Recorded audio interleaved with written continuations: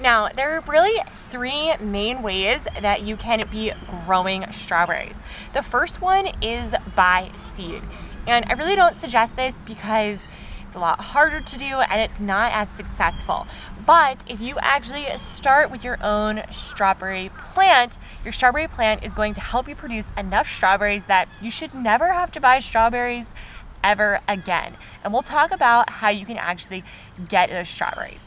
For the first way, you actually can do it through a mother. Now, a mother can often actually have multiple plants throughout one mother. So let's look in here and see if we can find one.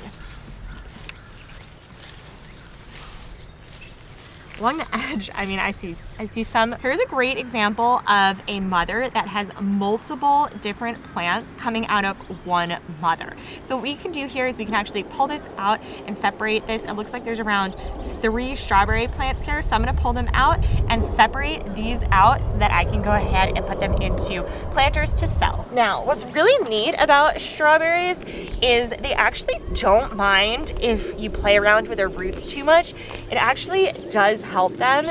So you can see here, here's 2 plants on this one.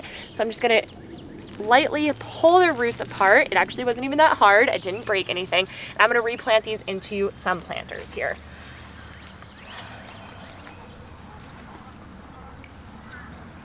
And I'll lightly put some around. Now you can see we have 2 completely different standalone plants that I can go ahead and resell in our markets. The third way that you can grow strawberries is from the mother actually growing a runner.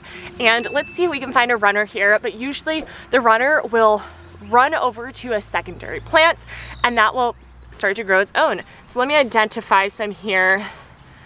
We're working a little late or too early in the season. So a lot of these runners have established. You can see here is an old runner that this plant used. It just dried up a little bit. I'm gonna go ahead, cover this with some hay and put this out to be sold. Got another one here.